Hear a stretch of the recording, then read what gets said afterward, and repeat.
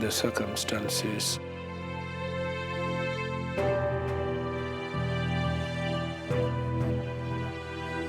I was told that she, other than of course that she had burns on the legs, She herself was very, very seriously injured.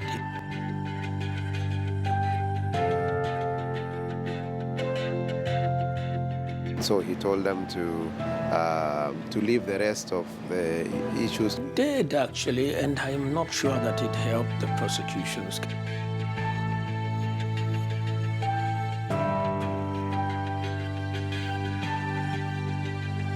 There were those suspicions and the rumors that were milling around. That the fire could had an accelerator.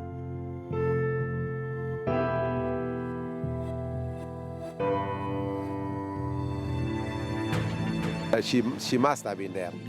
Was he injured as he clambered out of bed?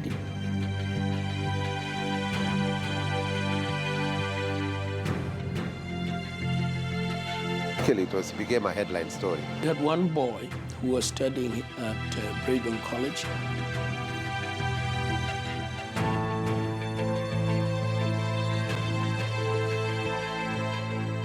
I was in the newsroom. In fact, in the middle of this, the boy was able to get a scholarship.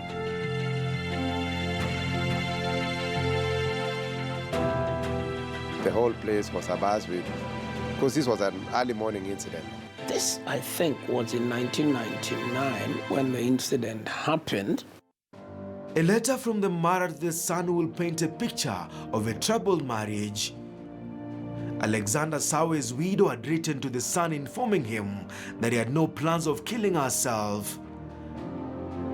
But the mother was warning the son that the husband's family was unhappy about her decision to resist the husband's plan of marrying a second wife. The mother told the son, "One husband, one wife in times of joy or sorrow." This is what the mother told the son after sending him money to flee to safety in case of trouble from the in-laws. The evidence showed that she continued to say, including in the letter to her son, "I want to continue fighting for one man, one wife. I want us to remain as a family." She neither had any intentions of killing herself, nor any intentions of killing her husband. So that the letter, which the judge took to be circumstantial evidence to support the theory that she was in a disturbed state, that letter actually confirmed that she wanted the marriage to continue. So she didn't want her husband dead, she didn't want herself dead. Kaplich Parisito, a journalist at the time, told Case Files he traveled to Alexander Sawe's home to speak to the woman whose entry into Sawe's family the prosecution's case was built on. She was not a very talkative woman. She had trained as a nurse and was a very conservative, traditional African woman. So she wasn't very expressive. Alexander Sawe's sisters told the court that by the time their brother was discovered dead, the relationship between Alexander Sawe and the wife had hit a new low. The sisters, Jen and Judith, had told the trial judge that Joan had threatened the husband of dire consequences if he went ahead and married a second wife. But Joan Sawe would later tell the court that she had learned to take in the humiliation from the husband's family. Joan told Justice Etiang that the question of having many children used to crop up every other time she spoke to the husband. Joan told the trial judge that at one time, the father-in-law, without mincing his words, told her he wanted more children and he had informed the son about it. The father told her she had told the husband he wanted him to marry a second wife. 1 year later, 36 witnesses, among them family members, the murder trial pitting Joan Chebichi Sawe versus the prosecution came to an end. The prosecution, the judge ruled, had proved beyond reasonable doubt that Joan Chebichi Sawe was the person who took the life of her husband in a most gruesome manner.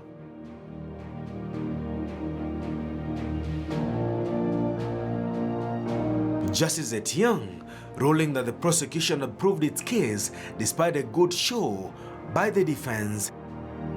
Well, I was a bit disappointed. By this time, I had done about a dozen domestic violence cases or murder in the home. And I had developed a reasonably good reputation for being able to, to provide a good defense. And this, I was disappointed that they went that way. In his ruling, Justice Etiang said it was Joanne who started the fire that consumed the life of the husband. The judge termed the murder of the top government official as a brutal act, one that would have been avoided if Joanne sought legal redress in court. The judge wondering why the widow did not file for divorce instead of taking the life of a man she would not stop from marrying a second wife. Evidence here that this person has murdered this person. So this is a case on circumstantial evidence, and the law on circumstantial evidence is very straightforward. The circumstantial evidence must point irreversibly to the guilt of the accused and be inconsistent with any other theory. Indeed, despite the prosecution placing Joanne near the scene of the murder, an argument they will have advanced in court as direct evidence, there was no other legal basis supporting the theory that Joanne Sawe was the person who killed her husband. The letter the mother had written to the son saying she was determined to fight for her marriage, according to the judge, was evidence enough that she was determined to cause the deceased some harm. Joanne Sawe was found guilty of murder and sentenced to hang. Her lawyer Githu Mugai told Case Files moving to the Court of Appeal was his next move. So I was happy when we were able to go on appeal and disturb the findings. Joanne was back in court with the burden of proof, now shifting from the prosecution to the defense. It was the turn of the widow to prove to the court that she had nothing to do with the killing of the husband. Our defense was that she was a victim as much as anybody else who had been injured in the fire.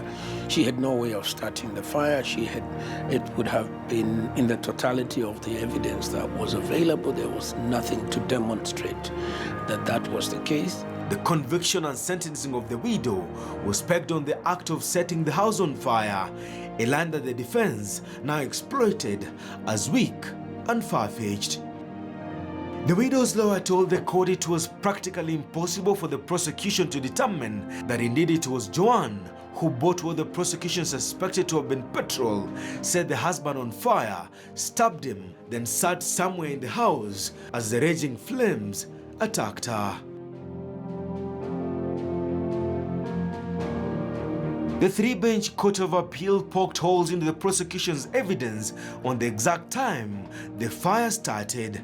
Justice Richard Kwach, Justice Abdul Laka, and Justice Emmanuel Okubasu questioned the evidence of the night guards and the administration police officers stationed at Alexander Sawe's house, who had given conflicting times when the fire could have started.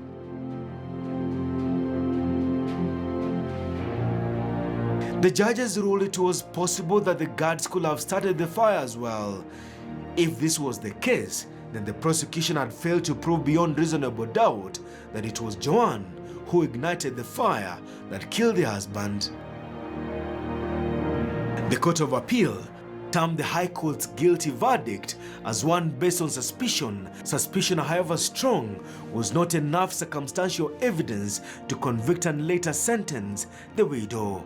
With the stroke of a pen, Justice Richard Kwach, Justice Abdul Laka, and Justice Emmanuel Okubasu ruled that Joanne Chebichi Sawe had nothing to do with the killing of the husband and ordered for immediate release from prison.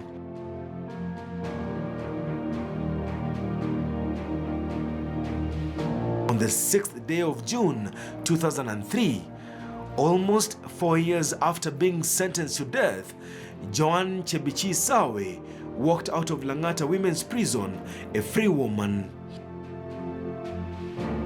All I remember her saying at the end of the trial, nashukuru baba, nashukuru baba, nashukuru baba.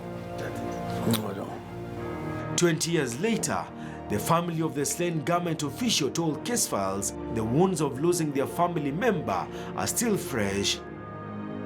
The family does not see eye to eye with the widow, and they have never spoken to each other for the last 20 years now. And she had one boy who was studying at Braeburn College. In fact, in the middle of this, the boy was able to get a scholarship and to leave the country and to go and study in the UK. And I'm sure now he's done very, very well with his career. He came once many years ago to say hello to me and just to ask me to fill up what this whole incident had been about. The whereabouts of Joan Chebichi Sawe and her son are known, but the events of the second day of September 1998 are unlikely to go away for a long time to come, with the exact cause and reason for Alexander Sawe's killing still remaining a mystery.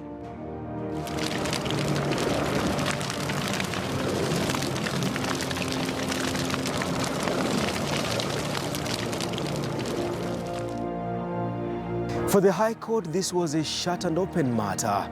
The widow of Alexander Sawe had everything to do with the killing of the husband, but the Court of Appeal set her free. What exactly happened on the second day of September 1998 appears to have gone up in flames as well. Case Files Over My Dead Body is now a case closed. Dennis Onsarigo for Case Files.